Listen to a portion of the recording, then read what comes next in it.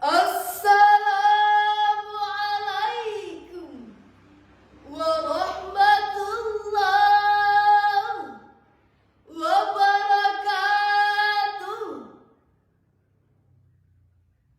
Alhamdulillahi rabbil alamin. Wabihi nasta'inu ala umuri dunya waddin. Wa ala alihi wa sahbihi Rasulillahi ajma'in, amma ba'du. Dewan Hakim yang arif dan bijaksana, hadirin sebangsa setanah air yang kami banggakan. Abad ini di mana gadget, media sosial, televisi, sampai radio sekalipun ikut andil dalam menguasai kehidupan pemuda-pemudi Indonesia.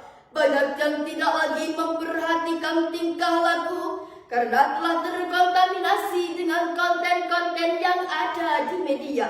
Abad ini pula hadirin sekalian, banyak pemuda-pemudi kita yang lebih memilih untuk berjoget TikTok daripada mengaji, lebih ringan tangan untuk bermain Mobile Legends daripada ringan tangan untuk berbakti sosial, lebih suka ngeprank kawan ketimbang membantu kawan dalam kesusahan. Na'udzubillah, summa na'udzubillah. Kemunduran norma-norma akhlak ini telah membuat generasi Indonesia tidak peduli dengan keadaan sekitar. Yang seharusnya kita lebih berhati-hati dalam bersikap karena dapat menimbulkan perpecahan antar saudara. Oleh karena itu Bapak Ibu sekalian, betapa kita semua harus menilik kembali sejarah bahwa Allah Subhanahu wa Ta'ala telah mengutus seorang Rasul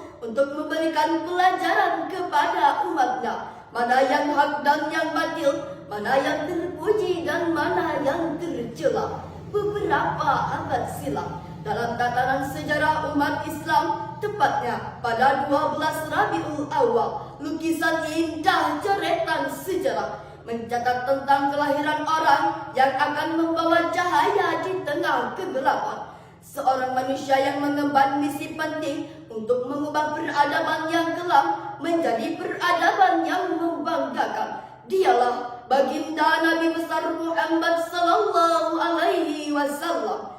Refleksi konstruksi sejarah tersebut memberikan gambaran jelas bahwa misi terpenting Nabi Muhammad sallallahu alaihi wasallam adalah membawa perubahan dari manusia yang tidak beradab menjadi manusia yang penuh kesantunan dengan menerapkan perbaikan moral, perilaku, dan sopan santun. Atas dasar inilah izinkan kami bertiga menyampaikan syarahan Al-Quran dengan judul Meneladani Akhlak Rasulullah sallallahu alaihi wasallam dalam sikap rendah hati. Untuk mengawali syarahan ini, mari kita merujuk pada firman Allah dalam surat Al-Furqan ayat 63 yang akan dibacakan oleh qari'ah kami yang cantik berikut ini.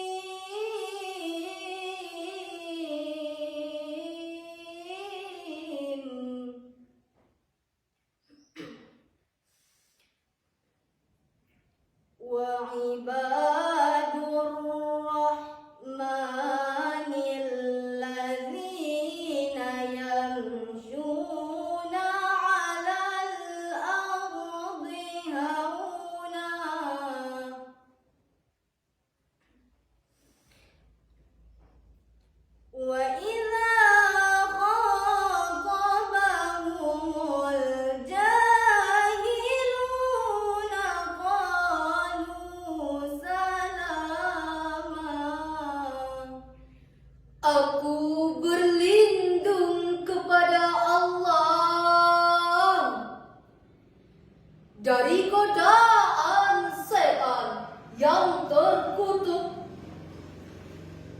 dengan menyebut nama Allah yang Maha Pengasih lagi Maha Penyayang. Dan hamba-hamba Tuhan yang Maha Penyayang itu ialah orang-orang yang berjalan di atas bumi dengan rendah hati. Dan apabila orang-orang jahil menyapa mereka, mereka mengucapkan kata-kata yang mengandung keselamatan. Dewan Hakim yang arif dan bijaksana, hadirin yang baik budinya, Jalaluddin As-Suyuti dalam tafsir Jalalain jilid 5 menjelaskan pada kata ibadur rahman bermaksud hamba-hamba yang baik yang berjalan di muka bumi dengan tenang dan rendah hati. Kemudian apabila orang jahil menyapa mereka dan mengajak mereka berbicara dengan hal-hal yang tidak disukai, mereka akan menggunakan kata-kata yang mengandung keselamatan atau kata-kata yang menghindarkan kita dari dosa. Inilah salah satu kunci sukses dakwah Nabi Muhammad dalam merevolusi masyarakat jahiliyah, yakni dengan kerendahan hati, sehingga berdampak secara psikologis maupun secara sosiologis.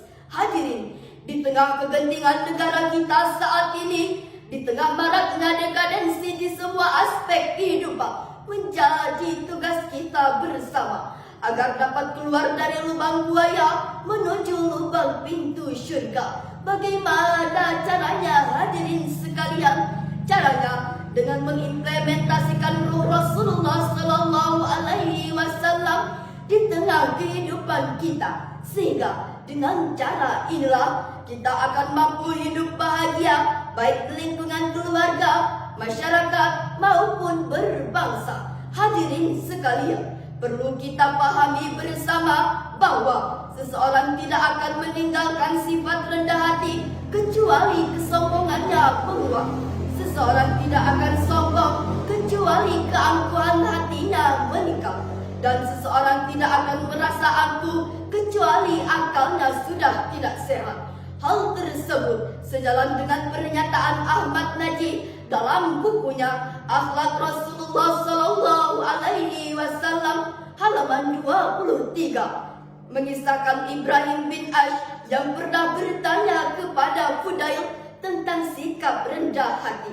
Kemudian Fudail menjawab, rendah hati itu bila kamu duduk dan patuh terhadap kebenaran. Walaupun kebenaran itu datang dari anak kecil atau orang bodoh sekalipun, kamu tetap mau menerimanya. Hal tersebut senafas dengan firman Allah Subhanahu wa Ta'ala dalam Al-Quran Surah Asy-Syura ayat 15 yang berbunyi, "Fadzalika fad'u wastaqim kama umirt wa la tattabi' ahwa'ahum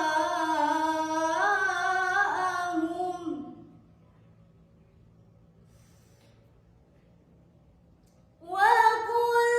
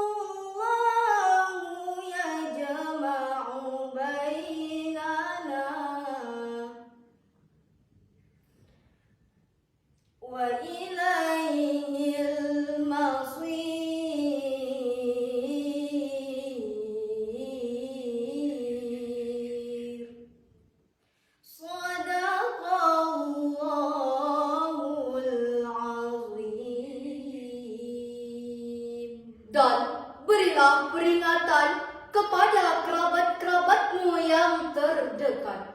Dan rendahkanlah dirimu terhadap orang-orang yang mengikutimu, yaitu orang-orang yang beriman. Jika mereka mendurhakamu, maka katakanlah, sesungguhnya aku tidak bertanggung jawab terhadap apa yang kamu kerjakan.